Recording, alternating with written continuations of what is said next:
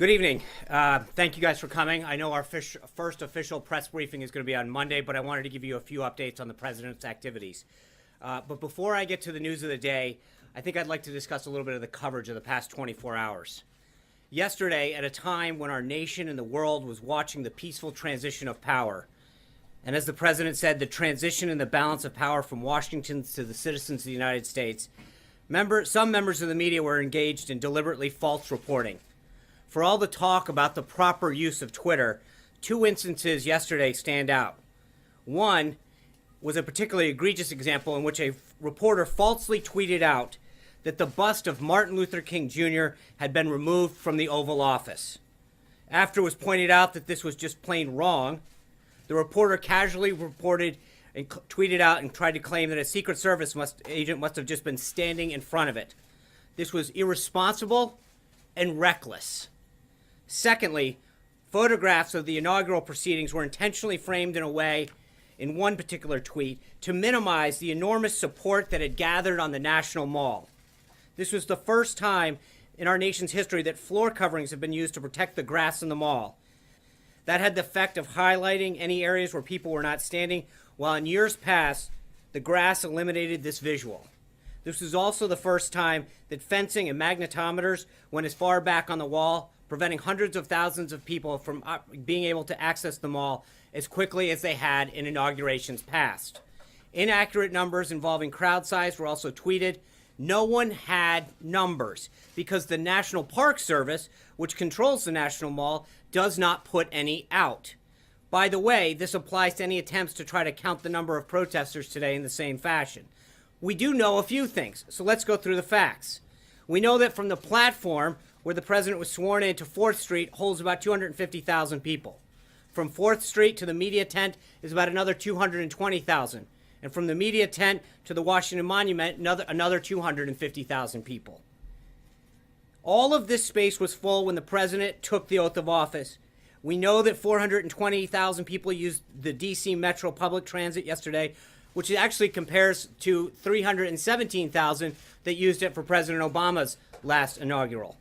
This was the largest audience to ever witness an inauguration, period, both in person and around the globe.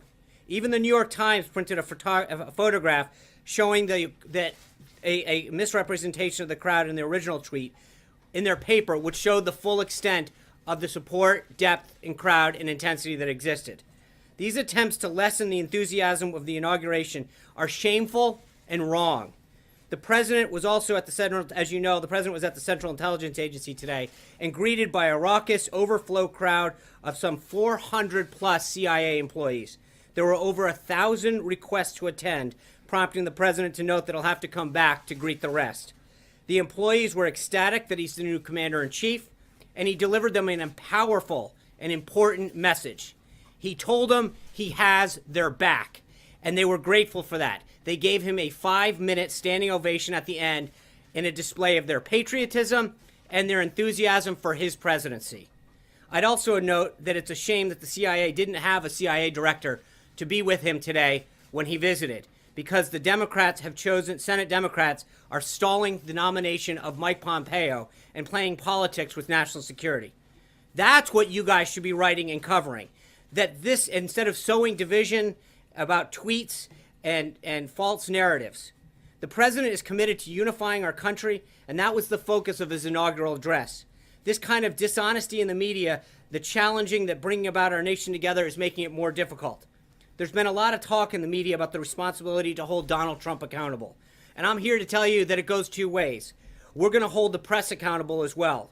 The American people deserve better, and as long as he serves as the messenger for this incredible movement, he will take his message directly to the American people, where his focus will always be. And with that, a few other updates from the day. The president had a constructive conversation with Prime Minister Trudeau of Canada about strengthening the relationship between our two nations. They also discussed setting up additional meetings in the days to come, which we will follow up on. He also spoke to Prime Minister Peña Nieto of Mexico and talked about a visit on trade, immigration, and security that will occur on the 31st. The president will welcome his first foreign leader this Thursday when the United Kingdom's Theresa May will come to Washington on Friday. On tomorrow, the president will oversee his assistants to the president being sworn in. He will then, the staff will then have an ethics briefing and be a briefing on the proper use and handling of classified information.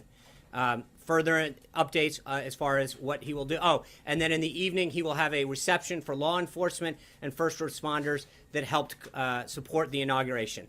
Thank you guys for being here tonight. I will see you on Monday. Sean, Women's March. How about the Obama Women's campaign? March bigger than Trump's inaugural? It was the largest audience ever.